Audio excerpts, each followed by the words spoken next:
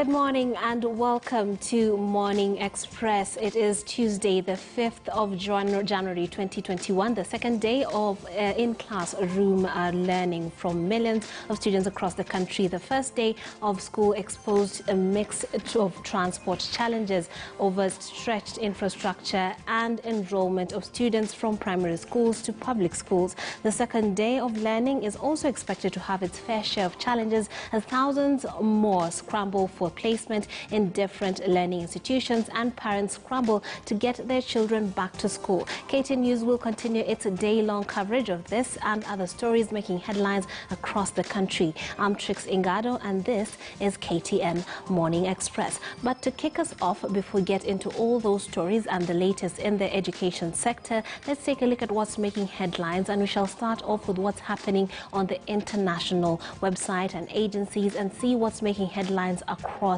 the world. And we kick off in the neighborhood with The Citizen. Tanzania police clarify an Australian Zara case arrest. Then we have there a bit of controversy surrounding Jack Ma, that billionaire from China, and Chadema, that is politics, was not involved in selecting the 19 MPs, insist party chairman Mbowe. Take a look at that and find out what's making headlines in the world as well as in Tanzania. To the west, we have the Daily Monitor telling us, I'll ask Army Court to pardon Kaihura, says Museveni. That's a bit of politics. Then we have many protest victims who are below 30 years, says survey. These are young people who was protesting for democracy in Uganda, a protest that turned bloody, and government to consider reopening schools in phased manner. They might be interested in keeping a close eye on what's happening in Kenya to find out how that would go. And then let's take a look at the New Times. Business to close at 6 p.m. as government tightens COVID-19 restrictions. The Rwandan horticultural sector is prospering right now, apparently, and the late COVID-19 testing blamed on surge in cases and deaths. Let's take a look at the CNN and see what's making headlines. Of course, politics, international politics, as well as what's making headlines in various regions. Here we're told a drunk taxi passenger refused to wear a mask, so his driver took him to the police station, taking matters into his own hands. Clearly right there, maybe some people might want to borrow a leaf from that. And then this is the Reuters website giving us details on what's happening in the United States. Trump may have broken law by pushing Georgia election official. Of course, he was asking him to find a certain number of votes to ensure that he takes that state. But of course, this is owing to a leaked audio that has had tongues wagging across the world. Now, let's take a look at what's making headlines locally. In Press Review, I'm joined this morning via Zoom by Suleiman Bashir, who's a regular here on the show, and he is an advocate, as well as James Gakuya, who's the Member of Parliament for Embakasi North. Just to take a look at what's making headlines locally and dissect some of these stories. Welcome to the show, gentlemen. Thank you. Now, I'll start off with what's on the front pages and the very obvious story that is making headlines today. It has to do with that school reopening and having students go back in full swing after 10 months away owing to the coronavirus. The pictures on every single front page of the dailies this morning are reflecting just that. Now, the Standard this morning says defying the odds, and hope wins over despair as learners reunite in schools after long absence triggered by a stubborn virus. We're told on the front page of the Daily Nation, keeping learners safe is no child's play. And pictured there, we're having children right there playing in one of the contraptions on the playground. And clearly, the social distancing is not as realistic as you would expect, especially when you're dealing with toddlers. And on the front page of the Business Daily this morning, we're having children being addressed by their head teachers. These are children of Milimani Primary School being addressed by their head teacher, Anyanga, Martin Anyanga, welcoming them and taking them through the COVID-19 protocols and how the new normal, as it were, in schools right now. So, Honorable Gakuya, what is your take of what is transpiring right now in our schools, and how are we faring in your view and with the view of how it's being covered in the dailies this morning? Yes, thank you very much. Let me start by saying the rolling back of the school actually is inevitable.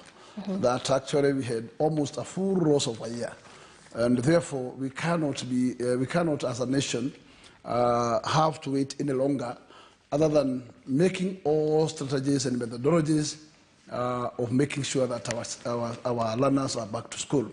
I am sure that actually there are some teething issues. Yes. Because not everything is complete and ready, and especially the areas of decongestion, decongesting the classrooms. Because surely I am aware the government has tried to buy a number of desks, but desks cannot be able to fully accommodate the learners. They require shelters also to do the learning. As the Minister for Education illustrated at the beginning of the week or last week, that learners will be allowed to learn even under the trees, where there is no room for what we call extra or extended number of structures. I would say teachers have to prepare themselves, get ready where there is that serious numbers of students that require extraordinary measures. They must make sure that, in fact, all students are in school.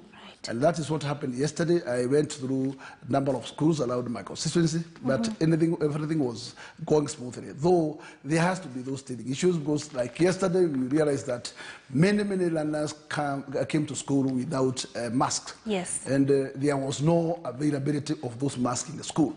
And my big question is, how are we going to cope with this particular situation if there is no availability of those masks in the school and the parent down there are not offering the same? So there are those teething issues, but I'm sure with the support of well-wishers, what I can ask is that it is a situation which is extraordinary. We cannot leave this only to the government. We cannot leave this to parents. We cannot leave this to teachers or learners themselves. We need also to accommodate well-wishers on this, who can be able to come in, support in the area, especially in areas of what we call masks, and what we call sanitary, or what we call sanitizers. I think sanitizers are very important at this particular time, and those masks. And whoever feels that he can be able to pop in and support the educationists in this particular aspect, I think it's most welcome. Yeah. Therefore, I would say it is the learning, the coming back to school has commenced well.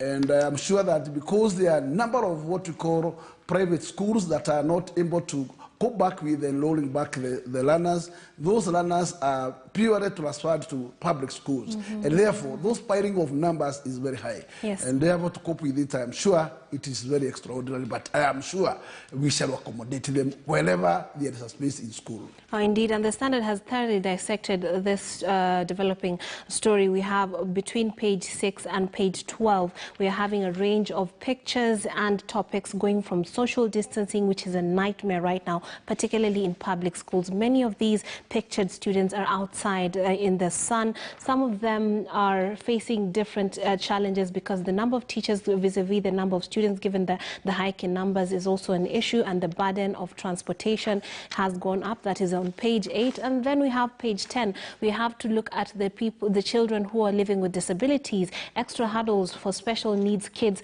as classes resume, and then a pictorial section on page 12 that just shows us that even social distancing is the least of the problem for some of these schools. For example, in Marigat sub-county in Baringo, a school is entirely submerged in water after flooding happened. So obviously all the students who are to go to this school have not reported. Bashir, what do you make of this as it goes on? Firstly, I wish to take this opportunity to appreciate the media industry, especially the Standard media, on the extent at which they have focused on the first day of the reopening of schools. That is the actual reality that we appreciate, as published in the Standard this morning. There are a few things that come to the fore, and those things point to the historical challenges that have been facing our schools since time, for a very long period of time. Yesterday, we have had our schools reopened, yes, that is not in doubt, but what is at stake, or our biggest concern this morning, is even the safety of the learners. We have seen students from Baringo, students from Mandera and other areas grappling with serious transport challenges as they made their way to schools. The big question is, the government of Kenya has had 9 months. 9 months down the line, how comes the government has not put in place the infrastructural mechanism that would have put the students' safety at the front. What we are having with us, in as much as the ministry has in fact directed that let even the students run under the trees, we have areas that do not even have trees, areas like Garissa and Wajir and Mandera, whereby the heat even goes up to as far as 34 degrees Celsius. Is it about just reopening our schools? Is it just about teaching the schools, or is it about impacting our learners? Is it about quality education? That is the biggest issue that I'm actually asking myself. When we just send our learners to schools that do not even have classrooms, when we do not have sufficient teachers, especially in areas such as Northeastern, and areas such as even, for instance, Ndiwa, those are some of the areas that do not have the sufficient number of teachers that are required to impart knowledge on our learners. These are serious challenges that we are having right now. It is because the government of the day has not put in place the requisite measures. The government cannot give us excuses. The government cannot just request for partners or even other support at this time, because the government has had 9 months. And we appreciate that education is still a national government function. So I think the government of the day is the one that has failed. The opening of schools, yes, is very crucial. We need our learners back in classes to learn. But the environment with which we are pushing our learners to is not so good. It's not an environment that our learners can appreciate the most important aspect of quality education as it is at the moment. Yeah. Then is going forward, was it just because of the media is the one that has been casting light on what has been happening? I'm asking myself going forward, maybe next week or even months to come, shall we still put in place the efforts that we are now trying to have social distancing appreciated by the learners, putting on masks? Will this be the order of the day going forward? Or was it just about yesterday because the media is the one that has been shining the light on what was happening in our schools? So I think there are very many gaps that we cannot just close our eyes to. These are serious realities that are putting the safety of our learners at risk. For me, I'm not happy. I do not appreciate the government's effort to this extent. It has actually failed, in my view, to give our learners the best environment. Indeed, a very good point you're raising right there, particularly when it comes to the students learning in open air, under trees. There are places with no trees, as you've aptly pointed out, and some of them are pictured here. Students in the scorching sun, trying to keep up with their learning in the name of social distancing. They have to learn, so one would have to question the quality of learning that they will be engaged in those conditions. So hopefully something is done, although we did have that, as you have put it, 10 months to deal with that particular situation. Now let's take a look at a different story that is making headlines. On the front page of the Standard this morning, we're told about court slamming brakes on city by-election, and this is a story that is on page 4 of the Standard. It says, impeached Nairobi Governor Sonko obtained reprieve, stops February 18th plan to elect a new city boss until case is heard. What do you make of this? Another developing story, Honorable Gakuyu. I believe that everybody, or I would say every citizen, has his what we call rights, and Sonko has right to lead less. It's very important to consider that Sonko was an elected governor, and his term has been terminated prematurely, because officially Sonko was to take the Nairobi city for 5 good years as constituted. Now that the matter is taken to what we call the corridors of the court, I think we have, us as Nairobian, we have nothing else to do. The Electoral Commission have nothing else to do but to stop the preparations for election for Nairobi by-election. Going by that, there is an order. That order has to be respected, and because the city is not running under vacuum. There is already a sworn-in speaker who is taking charge. This is purely for 60 days, but the court has a jurisdiction to decide otherwise, because the laws, the court of Kenya cannot allow a situation where a county like Nairobi will run on a vacuum. And therefore, I am sure we cannot be in dilemma in case the court battles will not be through within the jurisdiction of 60 days. And therefore, I am sure the court of law has every powers and authority to extend term of the speaker as the interim governor for a duration of time that the case will be able to have taken through. And therefore, Nairobians should not fear anything over this. And when the time comes and the matter is concluded, then therefore the court will decide whether to reinstate back the governor if they will find the process of removing the governor faulty.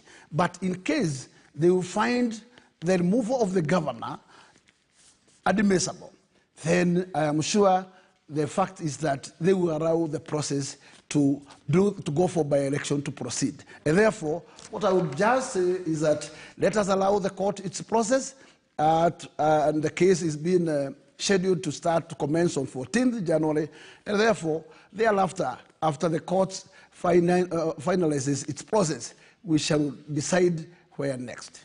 Okay. Now, Bashir, perhaps a legal perspective to this one. What do you make of that story as it goes on? It seems that the Nairobi issue does not come to an end, and Sonko is adamant in maintaining his side of things and trying to seek redress. As Mheshimiwa has said, he does have a right. What do you make of this?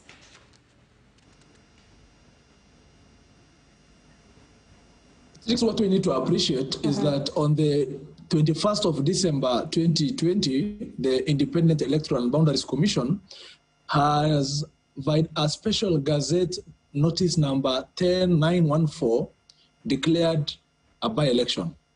What the former governor for Nairobi did was to exercise his right under the Constitution by doing an application before the court. By the time the court granted the interim orders that he has granted yesterday, the court had a look at the application before it. It evaluated it on the basis of the prima facie evidence that was adduced by the applicant. What the courts of law consider is, in the event an interim order is not granted, will the rights of the applicant be prejudiced? In this case, the court again asks itself, in the event the applicant wins this case, can he be compensated in monetary terms? That's another question. So in the case application that has, in the event he carries the day, in the event the court has not granted the orders. Bashir, we seem to have an issue with your connection, so as we try to re-establish that, let's keep this conversation going. The papers are covering that, and we're told 37 billion is the amount allocated to Nairobi Metropolitan Services, and we do know that with the failure of business being as usual in Nairobi, that was what was at stake, and obviously the people suffering were the people in Nairobi who are depending on the leaders for delivery of services. Without this amount of money, they could not do much. So I do believe we've gotten Bashir back from what I can see. Bashir, finish your point. Yes, Trix. I think what I wish to share with Kenyans and Nairobians this morning is that the courts have only granted interim orders. Interim orders are just there to preserve the situation as it is, to give the court some time to enable it to make reasonable decision. We expect that on the 14th of January, when the parties again appear before the court, I think the matter will be coming up for mention. That is when an opportunity will be given to Office of the Attorney General, the IEBC, the Office of the Speaker, and the Office of the Present Governor, who are all listed as respondents in that case, to share their side of the story. The matter will be given a hearing date, and ultimately it will be expedited. I just wish to underscore these tricks this morning, that courts of law are very practical. They are conversant with what is happening in Nairobi County this morning. So courts ordinarily, especially with respect to such an application, the process is expedited. The judges make sure a lot of time is not wasted. So we expect this matter to be dispensed with very fast. This is not the case as it is. This is just an application. An application has to do with the specific rights that shall be infringed. That is just, those are the specific questions that the courts consider. The courts consider the evidence before it. So we are not going into the nitty-gritties of the case in deep. The courts consider the merits and demerits of the application on the basis of the prima facie evidence shared with it. So this is a process that will move so fast and it will not cause a lot of time wasting. On the other part, what we need to also consider is what are the effects of the interim order granted by Justice Anthony Mrima yesterday. What we need to appreciate is that ultimately the IEBC is ordinarily under the Constitution given 60 days to prepare itself. Right now, what will happen is, as at the date the court is going to dispense with this itself some time that will be proportional to the amount of time this case will take. There is nothing much to worry about. The courts of law have enough judges at the moment to deal with such a case, and the matter will proceed in a very expeditious manner. Bashir, before we move on from this particular story, what is your take on the court's ability to decipher between, cases that are just meant to frustrate, perhaps opponents who have defeated one in their political arena, and can Nairobians hope that fairness can be applied in this and it can be deciphered a bit, whether this is a fair attempt at getting justice as opposed to just one of those situations that we see play out in the media over and over again, where a politician who is conned is just trying to frustrate opponents. You see, Trix, when an applicant lodges an application, the courts do not impute any bad intention at first. That is considered as a Kenyan. He is exercising his right as a Kenyan. Now the courts evaluate the evidence shared with it. In the event the party loses his application, the applicant is ordinarily slapped with costs. So it will have effect. It will have a final costing impact on the applicant in the event the applicant loses this application. The courts do not impute a very bad intention. If that were the case, you, myself, and any other Kenyan will not have had an opportunity to at all times fight for one's right. So courts of law at first look at every Kenyan in a very equal sense. Courts do not impute a bad intention. Again, on the other part, by the time the courts of law will be making those final rulings on the applications that were lodged, the courts will consider the evidence that will be before it. So I think it shall not prejudice the cause of justice at all, and we should at all times have justice in the court's process. Let me give you an example, Trix. On 16th of December, a similar application was lodged by Governor Sonko, who was trying to stop the impeachment process that was before the Senate at the time. So what happened is Justice Ndumanderi looked at the practical and reasonable issues that was before him, and he declined to grant those orders. So I think courts at all times, by the time the courts are giving interim orders, the courts appreciate the issues at stake, at all times protecting the rights of the applicant while being considerate of the rights of the respondents. And in this case, even assuming the courts preside over this case in a very expeditious way, there is no problem at all, because ultimately costing effects will be met on the applicant in the event he loses, and the IEBC will be granted some time to conduct the by-election, some more time in that regard. So ultimately what we need to look at is, we should not foresee a scenario whereby we shall have this matter before the courts for months and months and months. No, this is just an application. Applications are ordinarily dealt with under the civil procedure rules within a very short time. So we really hope that this matter will be dispensed with within the shortest reasonable time. Yes, in a timely fashion, all things considered. And now we're going to take a short break. On the other side, we shall be focusing squarely on an issue that has made headlines for a few days now. The Fury now, apparently according to the Standard, Fury praised Greet Kang'ata's letter as Jubilee erupts. Those who support him, those who are opposed to what he did, and those who are questioning why this is in the public eye. The Daily Nation this morning is talking about a storm over Kang'ata's BBI letter to Uhuru. We shall be breaking it down and finding out what the political implication of this are, and perhaps what may have been the hidden agenda behind its leaking. Let's take a break. We come back with more for you here on Morning Express.